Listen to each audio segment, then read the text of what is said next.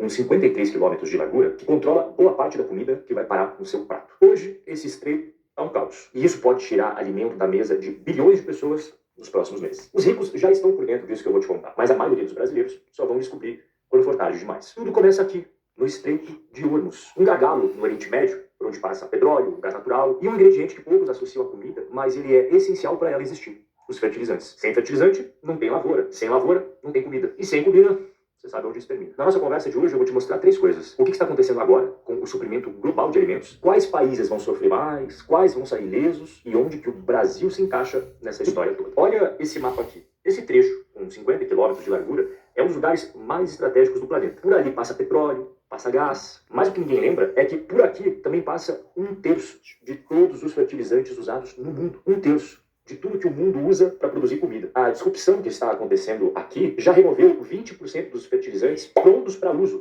no mercado global. Isso pode parecer um número distante, abstrato, mas deixa eu traduzir isso daqui para você em algo concreto. Uma queda de 20% no fertilizante disponível pode derrubar a produção de alimentos do planeta entre 10 a 25%. E quando a produção de comida cai, o preço dela sobe. Agora eu preciso que você entenda uma coisa importante aqui. O sistema produtivo do Ocidente foi construído sobre um sistema chamado just-in-time. Isso significa que os insumos, eles chegam quando são necessários. Sem folga, sem reserva, sem margem de erro. É eficiente isso daqui? Sim. É barato? Sim. Só que é extremamente frágil. Porque quando o elo quebra, e ele está quebrando agora, não tem plano B. Se o fertilizante atrasar uma semana, 2 semanas, a janela de plantio não espera. O período de cultivo daquela safra acaba sendo perdido. A colheita simplesmente não vai existir. E aí você começa a entender o risco de fome, o risco de colapso social. Fertilizante é o elo invisível entre o Estreito de Hormuz e o preço que você paga no seu carrinho de compras no supermercado. E esse elo está prestes a arrebentar. Vamos entender como que isso funciona na prática. O enxofre, ele passa pelo Estreito de Hormuz. E ele é um ingrediente fundamental na produção dos fertilizantes fosfatados. Os fertilizantes fosfatados são utilizados em praticamente toda a agricultura moderna. Trigo, soja, milho, arroz. Tudo que você come passou em algum momento por fertilizantes fosfatados. E 44% das exportações mundiais de enxofre passam pelo Estreito de Hormuz. Quase metade do mundo inteiro passa por um único ponto do mar. E o mercado já está sentindo isso. Fertilizantes disparam até 63%. Deixa eu te explicar por que isso daqui é uma bomba relógio. O agricultor não escolhe quando plantar. A natureza escolhe. Existe uma janela de plantio, uma época específica do ano que as condições climáticas permitem que a semente vire a lavoura. Fora dessa janela, não tem plantio. Ponto. E o modelo just in time, o modelo de zero estoque de insumo, significa que os agricultores não têm fertilizantes guardados esperando numa prateleira. Eles compram quando precisam, quando vão usar. E aqui que está o que mais me preocupa nisso tudo. Esse impacto não vai aparecer amanhã no supermercado. Ele vai aparecer em ondas. Vamos por partes. Primeira onda, semanas. Os grãos e os pães são os primeiros a sentir. Trigo, milho, arroz, farinha. Esses produtos têm cadeia curta entre o campo e a prateleira do supermercado. Quando o preço do insumo sobe, o preço do produto final sobe rápido. Segunda onda, meses, laticínios e ovos. A vaca precisa comer ração. A galinha precisa comer ração. A ração é feita de grãos. E os grãos já vão ter subido por causa da primeira onda. Então, daqui a alguns meses, o leite, o queijo, o iogurte, os ovos, todos vão lá seguir o mesmo caminho. E a terceira onda é mais ou menos 5, 6 meses. Aqui é o pico de proteína. As carnes de porco e frango. Por que essas carnes especificamente? Porque os porcos e os frangos têm ciclo de vida curto. Eles são extremamente dependentes da ração. Quando o custo da ração explode, o produtor aguenta por um tempo. Ele sacrifica a margem, ele tenta absorver o custo, mas chega um ponto que não dá mais. E quando chega esse ponto, o preço da carne no açougue sobe. E tem um detalhe que poucas pessoas percebem. Quando o preço sobe, a qualidade e a quantidade caem. Embalagens menores pelo mesmo preço, formulações mais baratas, disfarçadas de produto premium, você paga igual ou mais e leva menos. É uma taxação invisível. Mas aqui está o ponto principal da nossa conversa de hoje. Essa crise não vai impactar todos da mesma forma. Existem países que vão sofrer e existem países que vão sair ilesos. E o Brasil, apesar de ser um gigante agrícola, está muito mais vulnerável do que você imagina. Vamos começar com a China. A China possui estoques de fertilizantes para 450 dias. Isso significa o que na prática? Mesmo que o Estreito de Hormuz fique bloqueado por mais de um ano, a China continua produzindo comida normalmente. Suas lavouras não param. Segue barco. A China não está apenas protegida. Ela está posicionada para aproveitar essa crise. A Austrália, que é um país com uma das agriculturas mais modernas do mundo, possui apenas 30 dias de fertilizantes. Se o fornecimento parar hoje, agora, no momento que a gente está conversando, em um mês, as lavouras australianas começam a definhar. Os Estados Unidos estão numa posição completamente diferente da Austrália, porque os Estados Unidos eles produzem os seus próprios fertilizantes, então eles não dependem do Estreito de Hormuz para abastecer as suas lavouras. Isso significa que enquanto outros países aí vão sofrer, vão penar, a agricultura americana vai continuar operando. E aí nós chegamos no Brasil, o maior importador de fertilizantes do mundo. Você ouviu corretamente, importador, não exportador. Então a gente é o maior comprador de fertilizantes mundo afora para trazer para dentro do Brasil. Nós somos um dos maiores exportadores de alimentos do mundo. Soja, milho, carne, café, açúcar, uma pancada de coisa. O mundo come porque o Brasil planta. Mas existe uma coisa que é falta de planejamento estratégico nacional inacreditável. O Brasil depende do agronegócio. Só que o nosso agronegócio depende de fertilizantes importados. Olha que loucura. A gente produz a comida do mundo, mas não produz o insumo que faz essa comida existir. O que isso significa na prática? Significa que o agricultor brasileiro vai produzir menos. Ou vai produzir igual, mas o custo de produção vai ser muito mais alto. Se ele escolher a opção A, produzir menos, o preço sobe. E você paga a conta. Se ele escolher a opção B, o custo de produção sobe, ele vai repassar isso no preço também. E no final do dia, quem vai pagar a conta também é você. De qualquer forma, opção A, opção B, quem paga a conta, eu, você. Deixa eu ser direto aqui com você sobre o cenário brasileiro, para não existir confusão. Porque esse é o país onde você vive, esse é o país onde você trabalha, esse é o país onde você investe. O Brasil vai exportar mais. Por quê? Com menos oferta global de alimentos, o que o Brasil produz vale muito mais no mercado internacional. O agronegócio brasileiro vai faturar em dólar.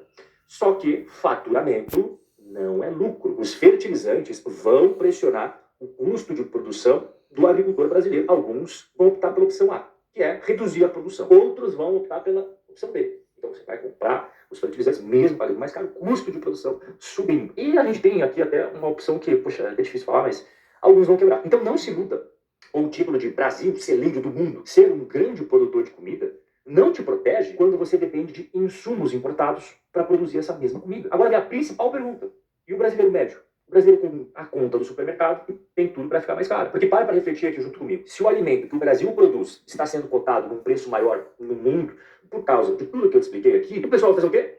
Vai vender para fora. E o que for para o mercado interno acaba subindo de preço. Por quê? Porque o cara não vai querer sair no prejuízo. Todos os produtores rurais, como qualquer empresário, sempre quer ganhar o máximo possível de dinheiro. Então, se ele dá a opção de vender tudo para fora e faturar muito mais, ele não vai querer vender aqui para dentro. Para compensar vender aqui para dentro, os preços vão ter que subir para tentar se equiparar com o que ele consegue mandando lá para fora. Ah, Rob, você acha que vai faltar comida no Brasil? Não. Mas o custo no mercado, isso daí vai aparecer. Tem algum país que você acha que eles vão? Tem. Especificamente dois. Bangladesh e Índia. Você chegou até aqui, o que me diz que você não é uma pessoa comum. Pessoas comuns fecharam esse vídeo com 3 minutos. Você ficou. E é exatamente por isso que eu quero te apresentar 2 caminhos. E depende de onde você está agora. Se você está no começo da jornada, é iniciante, a RC Club é seu próximo passo. Aqui tem aulas, conteúdo, método, tudo que você precisa para construir sua base e tomar decisões de investimento com autonomia e inteligência. Mas eu quero deixar uma coisa bem clara aqui. A RC Club é feita sob medida para iniciantes. Quem está começando. Eu não quero que você entre em algo que não é feito para você. Agora, se você já tem patrimônio formado, uma renda consolidada, bem bacana, você está olhando para tudo que eu trouxe aqui hoje e está pensando, eu preciso que alguém cuide dos investimentos por mim. Com método, com responsabilidade. Então a RC Wealth foi feita para você. Nós já fazemos isso. Cuidamos do patrimônio de mais de 240 famílias. Basta você clicar nesse botãozinho azul e preencher este formulário. O link para a RC Club, que é para os iniciantes que querem aprender e estudar, e a RC Wealth, que é para você entrar na nossa consultoria de investimentos, que eu e o meu time vamos cuidar do seu patrimônio, está aqui embaixo na descrição. E aí você escolhe qual faz mais sentido para o momento de vida agora. Eu vou ficando por aqui, mas é claro que amanhã a gente tem mais uma conversa. Até a próxima! Acompanhe a Gazeta do Povo, eu sou a Rosana Bittencourt e esse é o podcast 15 minutos, em que você fica bem informado com os comentários e análises do Frederico Jung, que está aqui ao meu lado. Fred, bem-vindo. Olá, você é o nosso amigo da Gazeta do Povo.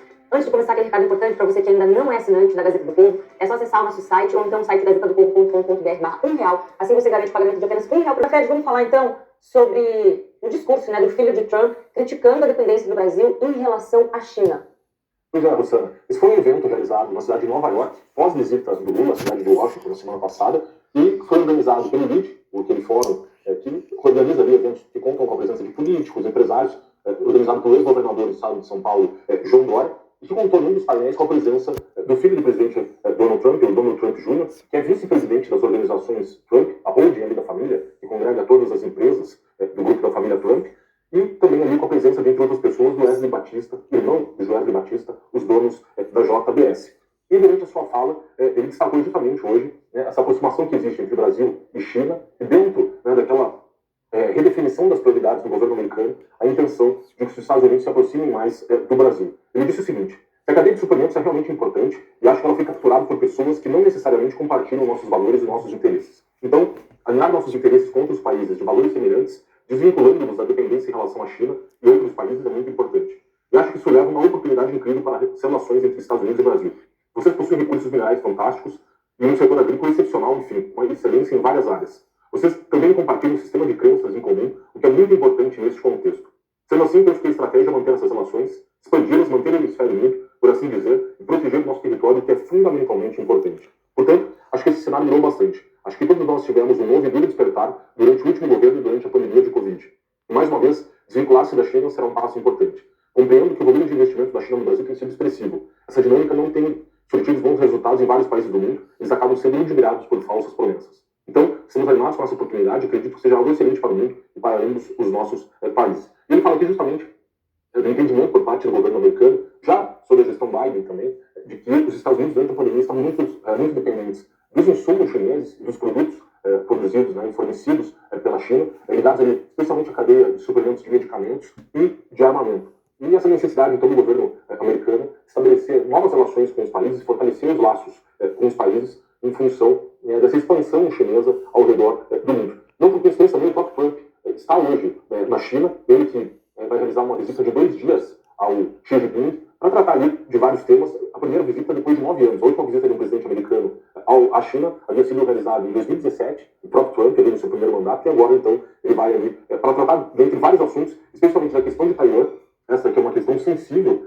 da China, a China que resiste ao reconhecimento da soberania de Taiwan e trata Taiwan como uma mera possessão chinesa e ameaça invadir Taiwan a qualquer momento. E os Estados Unidos são o principal fornecedor de armamento para Taiwan. Então há uma pressão ali para que os Estados Unidos parem de fornecer armas para Taiwan para uma eventual defesa na hipótese de uma invasão por parte da China, que inclusive realiza uma série de exercícios militares simulando a invasão de Taiwan e construindo inclusive uma réplica do Palácio Presidencial taiwanês na hipótese dessa incursão ser feita ali, já tem todo o treinamento próprio e adequado na eventual invasão de Taiwan. Esse é um tema muito sensível, inclusive envolvendo o Brasil, ali pelos idos de 2020 e 2021, houve a eleição da presidente de Taiwan e a embaixada chinesa no Brasil mandou um ofício para todos os deputados, parlamentares e senadores brasileiros, aconselhando que eles não fizessem nenhum tipo de apoio público à presidente de Taiwan e ao próprio Taiwan, justamente dentro dessa, que é a questão central da política externa chinesa em relação a Taiwan.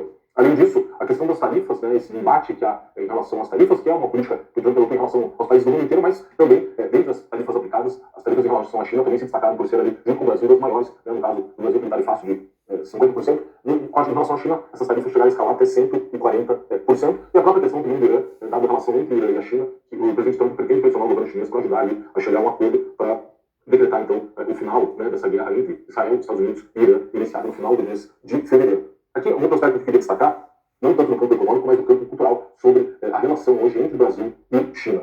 A China, ela mudou um pouco da sua estratégia, ali nos anos 2010, no sentido de se utilizar mais o chamado soft power, justamente instrumentos de persuasão, essa política cultural de expansão do imperialismo chinês, por meio da questão da Rota da Seda, que vira mais objetivos em desenvolvimento de infraestrutura nos países ao redor do mundo, e também um braço de soft power para se utilizar justamente de políticas ali, de propaganda, culturais, para aumentar a influência da China sobre os demais países do mundo.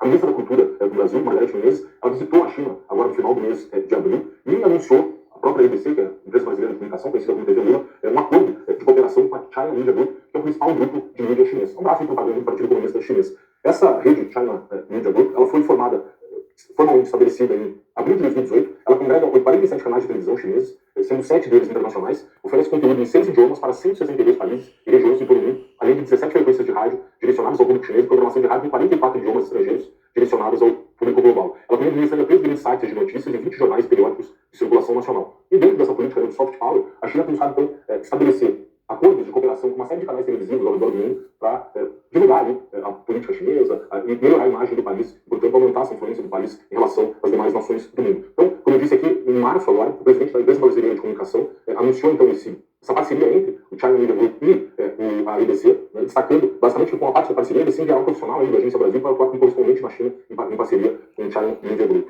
E, além disso, é interessante dizer que, dentro desses acordos feitos, a própria Rede Globo de televisão fez um acordo com o China Media Group em 2019, E há muitos questionamentos em relação a uma série que o Programa Fantástico está fazendo, com 6 programas dedicados ali à China, estabelecendo ali justamente uma propaganda da China no Brasil.